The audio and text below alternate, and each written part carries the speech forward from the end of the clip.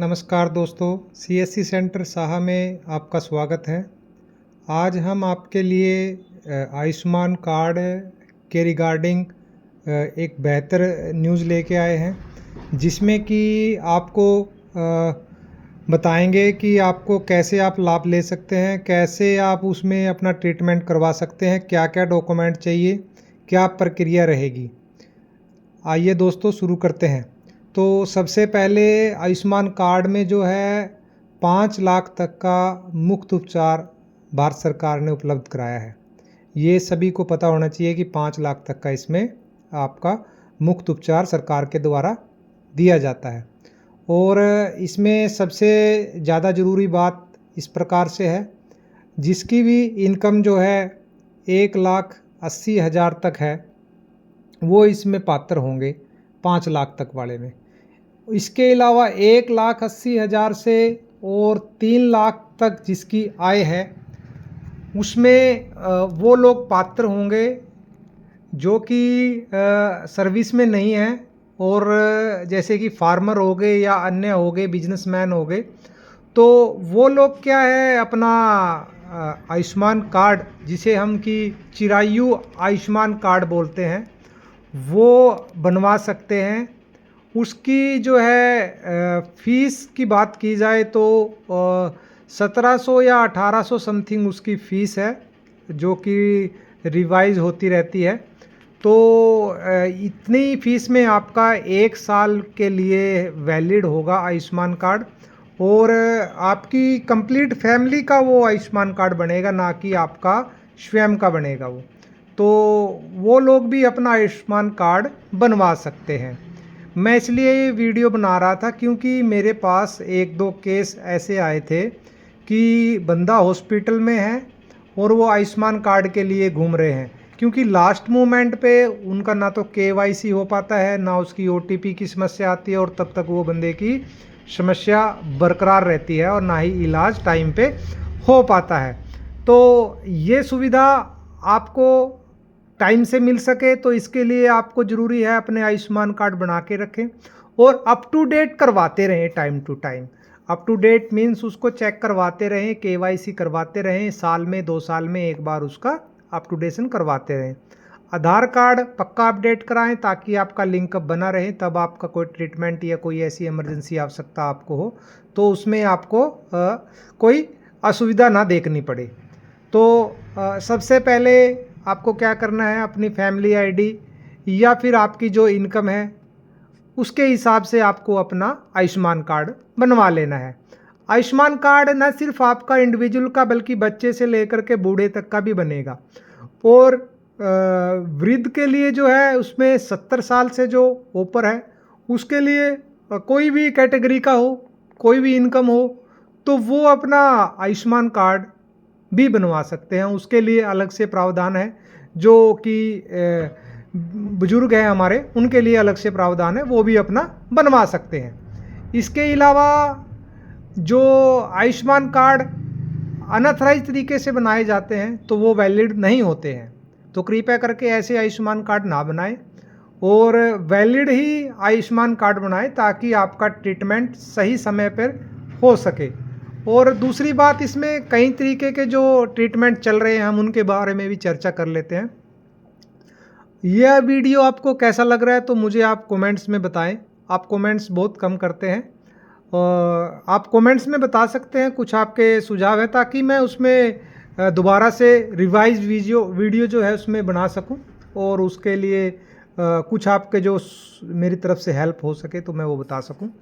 तो आपसे निवेदन है, कमेंट्स करें। और सीएससी सेंटर साहा जो कि मेरा यूट्यूब चैनल भी है और मेरा फेसबुक चैनल भी है, तो दोनों को आप फॉलो करें, औरों को भी फॉलो कराएं ताकि उन तक हर एक जो सुविधा है भारत सरकार की, हरियाणा सरकार की, या फिर कोई भी अन्य जो है स्कीम है, फॉर्म्स है, वो आप तक टाइम टू टाइम पहुंचते रहे और सही पहुंचे। ये नहीं है कि कहीं फेक लेके आते हैं न्यूज़ की, ये सर ये ऐसे है। नो, वैसी फेक न्यूज़ ना डालें, ना ही आप हमें बताएं वो। जब तक कोई चीज़ अप्रूव नहीं होती है या कोई किसी का बन नहीं जाता है तो आप उस चीज़ को ना डालें।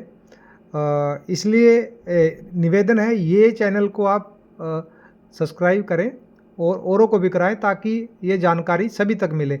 आप ये जानकारी देख तो लेते हैं लेकिन आगे नहीं भेजते हैं, तो निवेदन है कि आप ये जानकारी आगे भी भेजें, यूट्यूब के चैनल से या फिर अपने व्हाट्सएप के माध्यम से या फिर फेसबुक के माध्यम से आप आगे इसको भेजें, ताकि सभी को इसका लाभ मिल सके। ज़्यादा से ज़्यादा कोई भी किसी का हॉस्पिटल में एडमिट हो सकता है पर्सन, तो उसको ये जानकारी मिल जाए ताकि उसका लाभ हो जाए। मेरे साथ एक केस हुआ था जिसमें कि एडमिशन था बंदा, और उसके पास आयुष्मान कार्ड का सिर्फ नाम आया हुआ था, और वो लास्ट टाइम पे घूम रहा था, और डॉक्टर ने समथिंग उससे ट्रीटमेंट के लिए अमाउंट मांगा था, फीस जमा करनी थी, तो वो नहीं कर पा रहे थे, तो आयुष्मान के माध्यम से उसका ट्रीटमेंट हो गया था। तो ये इसलिए मैंने बताना उचित समझा, क्योंकि ये जानकारी काफ़ी बंदों को नहीं थी, और आयुष्मान कार्ड अभी भी काफ़ी बंदों के छूटे हुए हैं, ये अपडेट नहीं है। ट्रीटमेंट की बात की जाए तो भारत सरकार या हरियाणा सरकार टाइम टू टाइम इसमें रिवाइज कर रही है। ये एडमिशन के टाइम ही वैलिड होता है, सबसे ज़रूरी बात ये है, ये एडमिशन के टाइम ही वैलिड होता है, या डॉक्टर जब प्रिस्क्रिप्शन देता है तभी इसमें वैलिडेशन होता है ये। अन्यथा ऐसे नॉर्मल टाइम पे अगर हम बोले कि दवाई दे दो, तो उस टाइम पे ये वैलिड नहीं होता है। तो ये जानकारी आपको पता होनी चाहिए, जब आपका एडमिशन होगा हॉस्पिटल में तभी ये काम करेगा। और इसमें जैसे कि कुछ अभी प्रावधान किए गए हैं, जैसे कि अगर आपके आँख का ऑपरेशन होना है या किडनी का या कोई मान लो पथरी का ऑपरेशन होना है, तो लेज़र वाला जो है, या कुछ इसमें ऐसे घुटने का ऑपरेशन होना है या कुल्ले का ऑपरेशन होना है, तो इसमें कुछ ऐसे प्रावधान हैं जो कि आपको गवर्नमेंट हॉस्पिटल में ही करवाने हैं, या फिर गवर्नमेंट हॉस्पिटल वाला डॉक्टर उसमें लिखेगा कि ये यहाँ पे नहीं है और ये बाहर करवा सकते हैं, तो वो देन आफ्टर फिर वो बाहर के लिए प्रक्रिया डॉक्टर के माध्यम से आप करवा सकते हैं। तो पहली फर्स्ट प्रायोरिटी आपको गवर्नमेंट हॉस्पिटल की रहेगी, देन आफ्टर आपको प्राइवेट हॉस्पिटल की रहेगी। बाकी कुछ इसमें ऐसा नहीं है कि कंप्लीट ही ये ऐसे है, कुछ दो चार इसमें ट्रीटमेंट हैं जो कि बाहर चल रहे थे प्राइवेट हॉस्पिटल में, और गवर्नमेंट हॉस्पिटल में उसकी क्या थी, सुविधा थी। गवर्नमेंट हॉस्पिटल में उसकी सुविधा होने के कारण इसलिए भारत सरकार ने या हरियाणा गवर्नमेंट ने इस सुविधा को क्या बोला है कि आप हमारे थ्रू, यानी कि भारत सरकार या हरियाणा सरकार में जो भी गवर्नमेंट हॉस्पिटल है उसके माध्यम से अपना ट्रीटमेंट डन करवाइए, ना कि आप प्राइवेट हॉस्पिटल में जा कर के आप अपना डायरेक्ट या अनवांटेड या अनवेस्टेज जो है गवर्नमेंट का जो है लॉस ना कीजिए। तो ये सूचना मैं देना चाह रहा था, क्योंकि आयुष्मान के रिगार्डिंग काफ़ी सारी सूचनाएं थी, और इसमें जो है आयुष्मान कार्ड अगर आपका बन जाता है या आयुष्मान आईडी बन जाती है, तो पूरा परिवार उसमें सम्मिलित हो जाता है मोस्टली। और जब तक कि आपकी आय इसमें 180 से ज़्यादा नहीं होती तो ये कटता नहीं है, इसमें शो करता है 180 तक की इनकम वाले आयुष्मान कार्ड का लाभ ले सकते हैं। तो आप इस आयुष्मान कार्ड को ज़रूर बनवाएं, ये आप अपने घर बैठे ही फ़ोन से भी बना सकते हैं। बिल्कुल इसमें आसान तरीका है, आप अपने फ़ोन के माध्यम से बना सकते हैं। ज़रूरी नहीं है कि आप किसी सीएससी सेंटर या कंप्यूटर सेंटर जाएं, अन्यथा आपसे नहीं बन पा रहा तो नियरेस्ट कहीं भी आप अपने कंप्यूटर सेंटर जा कर के अपना आधार कार्ड या फैमिली जो आईडी है वो ले जाए, और मोबाइल वाला ओटीपी आप ज़रूर लेके जाए जो आपका फैमिली आईडी में और आधार कार्ड में जाता है। तो उसके माध्यम से क्या है, आपका आयुष्मान कार्ड बन जाएगा, और उसमें केवाईसी इंडिविजुअल की होती है ऑन द फेस, या फिर फेस नहीं है बंदा तो उसकी सुविधा उपलब्ध करवा करके उसकी केवाईसी करवा दी जाती है और आपका आयुष्मान कार्ड बना दिया जाता है। ये सुविधा जो है हैंड टू हैंड ही आपको आयुष्मान कार्ड बना के दी जाती है। तो मैं आशा करता हूँ कि ये जानकारी आपके तक पहुँच गई होगी और आप सभी को ये जानकारी अच्छी भी लगी होगी।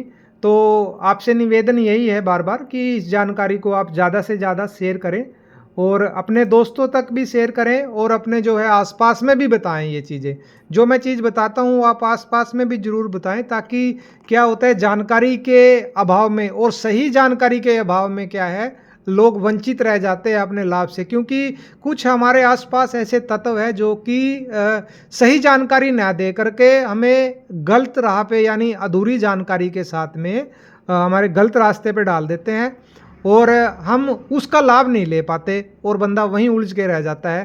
तो निवेदन है कि आप सही जानकारी और मार्गदर्शन करें, और उसका जो है जो बोलते हैं कि पैसा जो है ना लगे बंदे का, कम से कम अमाउंट में उसका काम हो जाए, यानी कि घर बैठे ही उसका काम हो जाए। सिर्फ ओनली प्रिंट आउट के लिए ही आप कहीं जाए, या आपके पास प्रिंटर की भी रिक्वायरमेंट है घर पे तो अगर उपलब्ध है तो आप उसके माध्यम से भी आप करवा सकते हैं। तो इसी के साथ मैं वीडियो समाप्त कर रहा हूँ दोस्तों, और किसी का कोई भी कमेंट्स है तो आप मुझे ज़रूर बताएं, ताकि मैं उसमें कुछ आपको बता सकूं, कोई हेल्प कर सकूं।